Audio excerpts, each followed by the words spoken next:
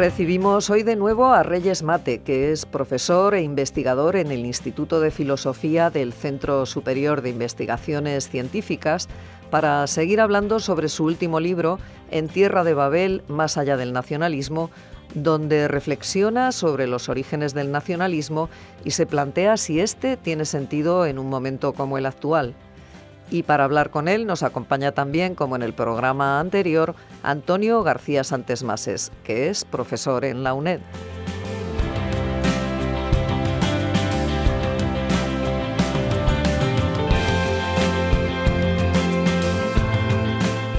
Muy bien, tenemos hoy con nosotros al profesor Reyes Mate.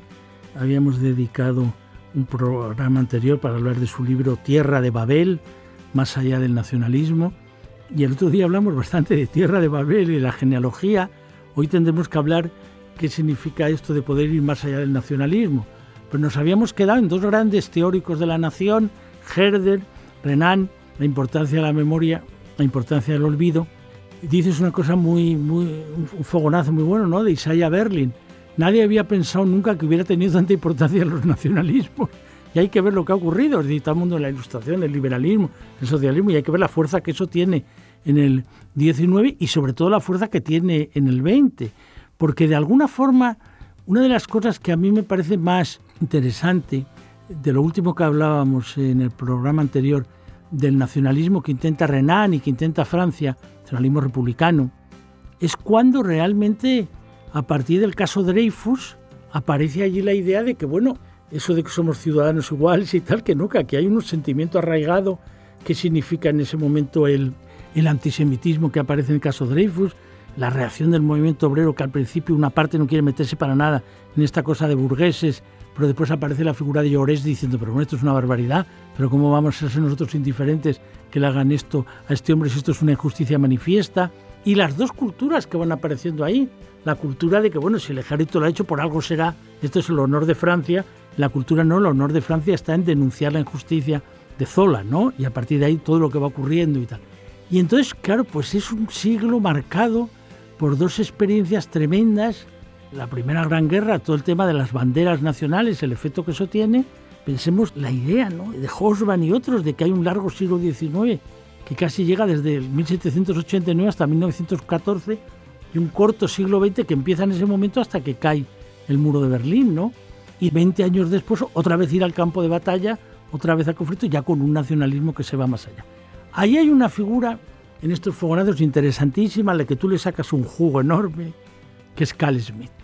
Tú sacas un jugo enorme a la figura de Carl Schmitt. Siempre parece que se ha dicho que los tres grandes teóricos, recuerdo a Elías Díaz que decía Hans Kelsen, Hermann Heller, Carl Schmitt era el malo, pero era agudo, ingenioso, era capaz. Y ya me gusta que dijeras algo, porque es muy importante para entender los nacionalismos, al nosotros y al ellos, al amigo y el enemigo. Cuando tú dices, bueno, el enemigo no es exactamente el odio específico a alguien, sino quién es el enemigo, el otro, el que está dentro porque es extranjero, pero sobre todo el del otro país. ¿Cómo teoriza Schmitt todo esto? Empezando por el intento muy importante, pero insisto, que acaba fracasando, de un nacionalismo ilustrado, que es el que representa Renan. Fracasa porque es imposible mantener los dos pilares que él plantea o que él exige. Por un lado, una memoria colectiva y por otro lado, el derecho al plebiscito. Acaba diciendo, lo que realmente nos une no son los recuerdos, sino los olvidos, y los olvidos son inferidos por el poder. Fin de la memoria. Y por otro lado, dice el plebiscito, cuidadito, dice él, no se puede jugar con las cosas de comer. Está bien, por ejemplo, que los catalanes piensen que tienen derecho a la autodeterminación, pero que no vengan luego los de Tarragona diciendo que también ellos quieren un referéndum para ver si se separan. Es decir, que tiene que haber una racionalidad detrás, y la racionalidad es un acuerdo, y el acuerdo en el fondo es una constitución. O sea, que el propio Renan deshace las bases de un nacionalismo ilustrado, y es verdad que en Francia hay nacionalismo. A Renan le sigue un fuerte nacionalismo, pero es el alemán. Y un ejemplo de ese nacionalismo étnico es lo que acabas de decir, el caso Dreyfus. Es decir, que lo que la historia demuestra es que el único nacionalismo viable es el nacionalismo étnico, el que se basa en la sangre, en la tierra, y no en la razón o en la memoria. Podríamos hablar luego del caso específico del nacionalismo español, que es muy diferente, que tiene que ver con la corriente más antimoderna, antiilustrada del romanticismo, que es el tradicionalismo, y que el padre del nacionalismo en España es el carlismo, que no es solo un asunto dinástico, sino que es una concepción del mundo que se enfrenta al Estado liberal y cuando fracasa a través de las distintas guerras que mantiene el carlismo con el liberalismo, entonces se refugia en los nacionalismos y es el padre del PNV y es el padre del nacionalismo catalán. Bueno, esta era una parte de la pregunta. ¿Cuál era la otra? Vamos hacia Carl Schmitt. ¿Qué significa la experiencia de la humillación, el fracaso de Weimar? ¿Cómo se teoriza todo eso? ¿Cómo en un momento determinado algunos recogen esa tradición romántica, el problema del papel que va a jugar el liderazgo, el carisma, etcétera, el caudillaje, qué papel juega a partir del derecho, pero la forma de... Tú lo explicas muy bien, o sea, es decir, aunque Heidegger insista en lo de la tierra y en la lengua y todo eso, es Carl Schmitt el que da un poco la teorización política de decir esto cómo lo construimos, qué significa ese planteamiento del nosotros y el ellos. El corazón del nacionalismo es su relación con el territorio. Es decir, lo que el nacionalismo, en cualquiera de sus versiones, ¿no? Y llamo nacionalismo, repito, al Estado, a la nación, a la polis, a las civitas, a cualquier forma de organización política en la que figure un pueblo titular de un territorio. De suerte que ese territorio es de los que pertenecen a ese pueblo y los que no pertenecen a ese pueblo son otros. Serán de otro estado, de otra nación, pero quedan excluidos de nuestro estado, de nuestra nación. El que teoriza eso es Carl Schmitt. Esta relación con la política y la tierra, con el nacionalismo y la tierra, es el gran teórico. Él dice que la tierra es la madre del derecho, de la justicia y de la política. No perdamos de vista esto, que en el fondo lo que está diciendo es que el secreto de la humanidad, el secreto de lo humano es la tierra. El contenido de lo humanitario está en el territorio. Y por eso la palabra humanitas, la raíz es la misma que la de humus, tierra. ¿Esto qué quiere decir? Lo que quiere decir es que lo que diferencia al ser humano del animal es que el animal puede hacer uso, por ejemplo, de los productos de un lugar sin título de propiedad. Lo que caracteriza al ser humano es que hace uso de esos productos, de esas cosas, afirmándose propietario. Entonces, la propiedad precisamente es la quinta esencia de la relación entre el territorio y el nacionalismo, ¿no? La propiedad. Y eso explica que cualquier alternativa al nacionalismo, cualquier alternativa, pasa por revisar esa relación de propiedad de un pueblo con su territorio. Y por eso, luego lo veremos, la gran alternativa al nacionalismo es la hospitalidad, dice Derrida, porque precisamente cuestiona esa relación de propiedad de un pueblo con su territorio. Y esto es lo que ve Carl Schmitt perfectamente, ¿no? Que el nacionalismo es la forma natural de organización de la especie humana. Porque si no, no nos diferenciaríamos de los animales. Y esto es muy importante, si tenemos tiempo luego, en la polémica del franciscanismo. La importancia que tiene esa pelea entre el franciscanismo y el papado en su momento, porque todo se juega en torno al alcance del derecho de propiedad. Porque en nuestra tradición el derecho de propiedad es una característica del ser humano y es lo que nos diferencia de los animales. Y por eso es el gran defensor del nacionalsocialismo. Carl Schmitt, que era nazi, es el que da una estructura jurídica al nazismo y él remite a Hitler. Hitler, en su libro Mi lucha, tiene un apunte absolutamente fundamental.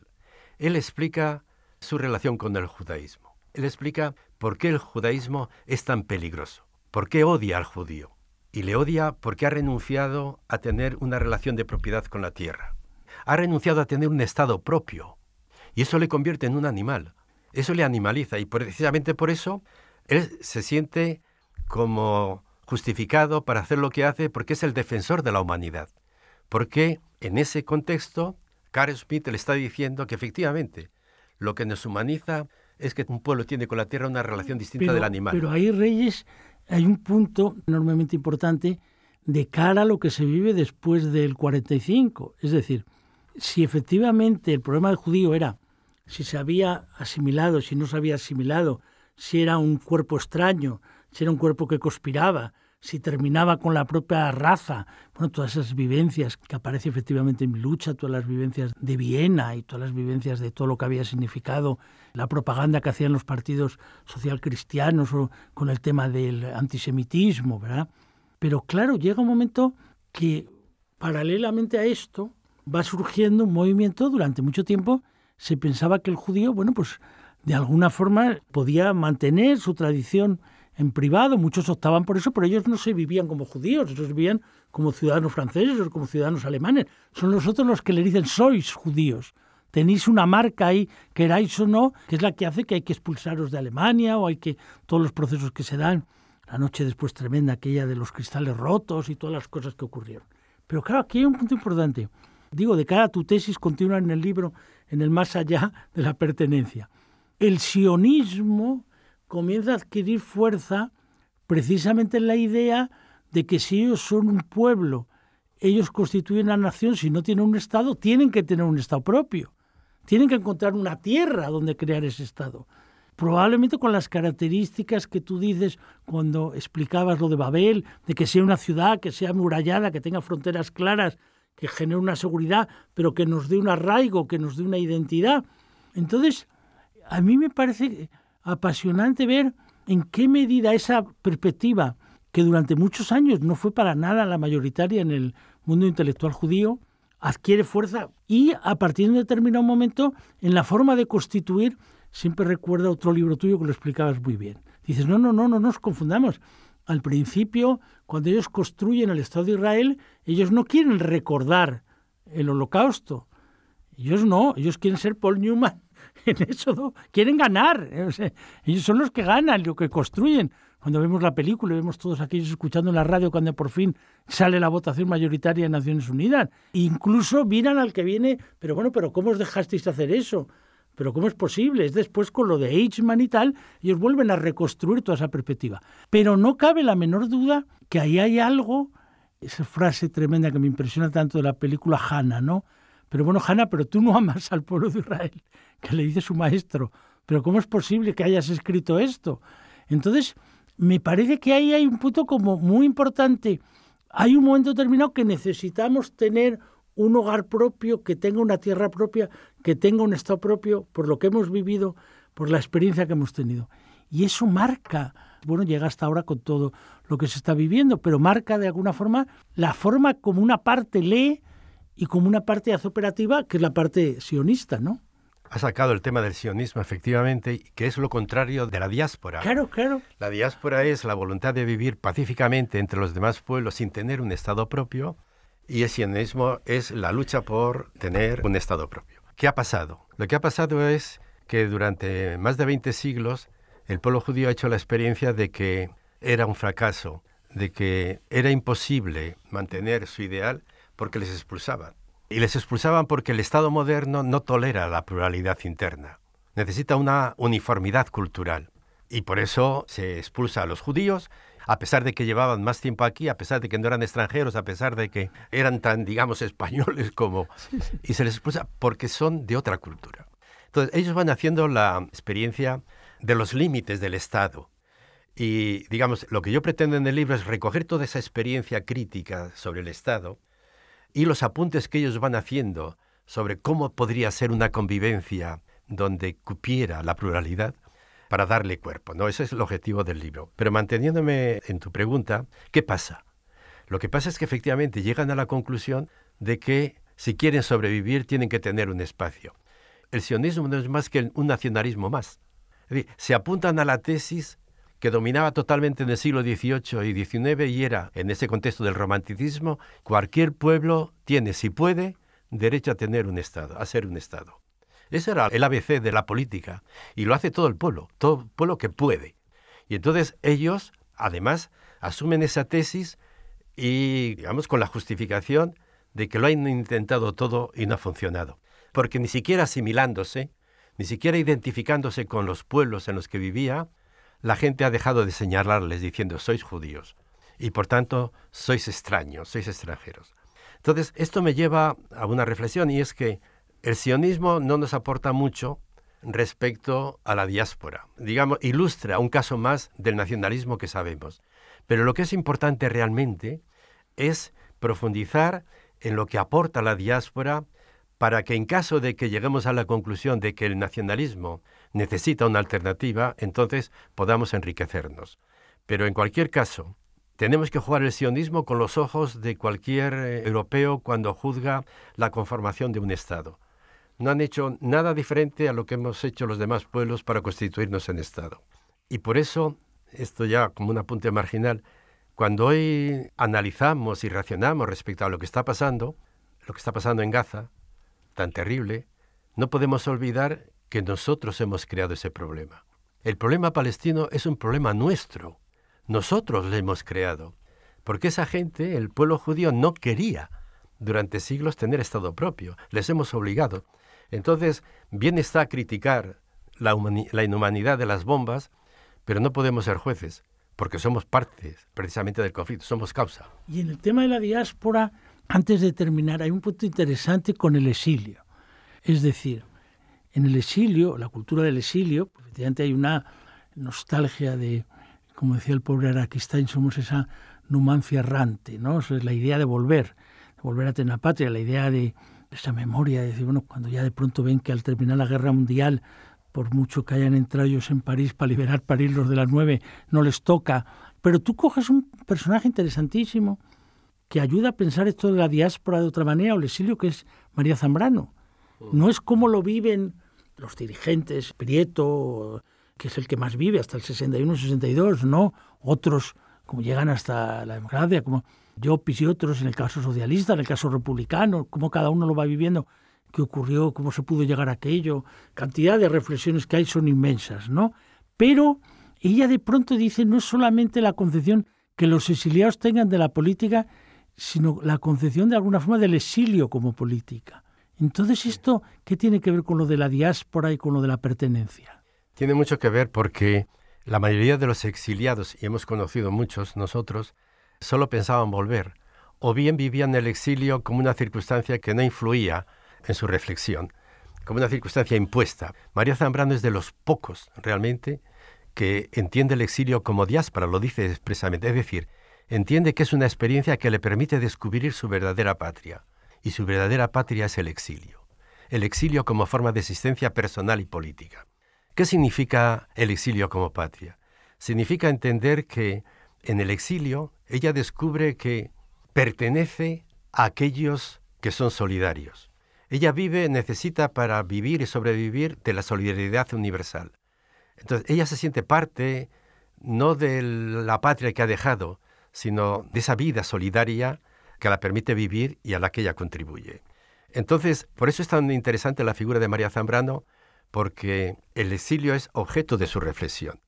Entonces, no es una circunstancia impuesta, sino que es una circunstancia impuesta que a ella le permite hacer un descubrimiento notable. Y es que el exilio no es una desgracia, es la posibilidad de descubrir la verdadera patria. La verdadera patria no está en las fronteras.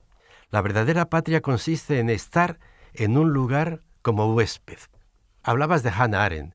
Hannah Arendt, al final de su libro Eichmann en Jerusalén, que es un libro muy crítico contra Israel, contra el proceso, la forma de hacerlo, la forma de argumentar, y por eso está tan mal vista de parte del pueblo judío, Hannah Arendt, al final de su libro, dice, pero estoy de acuerdo con la sentencia. Este hombre merece la pena de muerte, pero no por las razones que dice el fiscal, no porque este haya sido parte de ese genocidio de 6 millones de judíos, no por eso, sino por haber sido nacionalista, por pertenecer a una dirigencia política que piensa que Alemania es suya, que Alemania es de los alemanes, de los que ellos llaman alemanes, de los que se han apropiado del territorio y dicen, esto es nuestro, y aquí viene quien nosotros queramos y echamos a los que nosotros queramos. Esa es la razón por la que Hannah Arendt dice, por esto, y solo por esto, merece la pena de muerte. Entonces, esto nos lleva al fondo del problema. El problema de fondo del nacionalismo es la relación con el territorio, efectivamente. Y la alternativa a una relación de propiedad, que era la que apuntaba Carl Schmitt, es lo que Derrida llama la hospitalidad. Pero antes de eso, para que puedas decirnos algo antes de terminar, Hannah Arendt insiste mucho en derechos a tener derecho. Entonces, ¿quién lo tiene? Te lo da el Estado. O sea, la sensación de que en el momento que eres ciudadano ya puedes reclamar derechos. No eres solo huésped, eres ciudadano. Y tú planteas, al hablar de Derrida, el tema de la hospitalidad máxima, la hospitalidad, digamos, más posibilista, más pragmática, pero todo plantea un problema de fondo, que es el que quería que nos dijeras algo, que tiene que ver con lo de la memoria y el olvido. De alguna forma, el Estado se construye sobre el olvido. Por ejemplo, pues la idea de Santos Juliá de echar al olvido, la idea de que no nos tiremos aquí en una reyerta, empezamos de nuevo, no entremos en esto, muy bien. Pero por mucho que echas, vuelve incluso la frase que tú acabas de decir, cuando dices, bueno, cuidado en las críticas porque nosotros somos responsables también de lo que ha ocurrido allí, por cómo Occidente resolvió el problema judío o cómo no se fue capaz de resolverlo hasta llegar a que los que no pensaban en tener un Estado propio pidan tener un Estado propio. Bien, pero pensemos, por ejemplo, en los que viven la hospitalidad, viven la integración, pero tienen otro recuerdo. Por ejemplo, los que vienen de Argelia, los que han vivido la experiencia del colonialismo, los que han vivido la experiencia del abandono, o los que forman una identidad, una cultura vinculada al mundo musulmán y viven por la simetría en lo que es la condena de, qué sé yo, de lo que ocurre en Ucrania frente a lo que es el apoyo de lo que hace Netanyahu en Israel, el Estado de Israel. Entonces, todo eso plantea un problema difícil que no es solo recibir, sino cómo integrar, cómo convivir. Y te lo planteo en relación a la frase esta de Américo Castro, si es posible la laicidad o no, si es posible la tolerancia o no, si es posible la convivencia o no. Bueno, cualquier Estado puede desarrollar una estrategia de tolerancia interna, pero fundamentalmente es intolerante. Es decir, un Estado expulsa de la convivencia al que no forma parte de los suyos. Y por tanto, un Estado solamente se constituye excluyendo, diferenciándose de otro Estado. ¿Qué está pasando en este momento? Y es muy ilustrativo el fenómeno político más importante del presente y del futuro, que es la inmigración. ¿Qué está pasando? Que las fronteras se están diluyendo, ¿no? Hay lugares que ya están marcados por distintas culturas, que están conviviendo distintas culturas. Pretender que en esos lugares haya una titularidad política a un Estado es problemático, es negar realmente lo que pasa dentro. Por poner un ejemplo, podría coger el tema de Palestina o el tema de Ucrania, pero el de Ucrania es muy ilustrativo. ¿Qué está pasando en Ucrania? En Ucrania están en litigio zonas que han sido polacas, ucranianas, rusas, alemanas, que se ha hablado todos esos idiomas, que han convivido todas esas culturas, lenguas y religiones. ¿Qué respuesta puede haber a una sociedad con esa multiplicidad de experiencias y de culturas? No puede ser el Estado. La guerra esta no puede acabar ganando Rusia o Ucrania, porque gane quien gane va a perder, porque eso, la respuesta no es una nacionalidad, que la nacionalidad por principio identifica el todo con una de las culturas, con una de las partes. Entonces necesitaríamos espacios políticos postnacionales, que era el sueño de la Unión Europea. El sueño de la Unión Europea después de la Segunda Guerra Mundial era el reconocimiento, como tú decías al principio, de que habían sido el resultado de nacionalismos, en la tesis de Hobsbawm. La Primera y la Segunda Guerra Mundial son resultados de nacionalismos. Entonces, solamente podemos evitar la repetición del pasado si creamos espacios postnacionales. Y eso era el sueño de la Unión Europea, que no ha tenido lugar porque no es un espacio postnacional, es la suma de espacios nacionales. Y esa es la gran tarea pendiente. Pero, efectivamente, de cara al futuro, si queramos realmente tomar en serio la pluralidad real, que se va a multiplicar a través de las migraciones, que está ocurriendo ya en muchos sitios, en Ceuta, en Melilla, en las zonas en litigio, en la propia Palestina, es el mismo problema, un espacio con dos culturas, con dos pueblos. Entonces, lo que nos cuesta es relacionar un espacio plurinacional y, por tanto, superar el concepto de Estado. El concepto de Estado debería ser sustituido por, Semprún hablaba de espacios de libertad. Europa como un espacio de libertad. En cualquier caso, tienen que ser ya espacios postnacionales, ¿no? Muy bien, pues lo dejamos aquí. Recomendamos vivamente este libro, como dije el programa anterior, con menos páginas que otras veces, pero densas, concentradas, como si hubiera sido el concentrar la historia de una vida en este libro sobre Tierra de Babel, más allá del nacionalismo, editado por Trota, y que ha escrito nuestro gran amigo y compañero Manuel Reyes Mate. Muchas gracias. Gracias a ti, Antonio.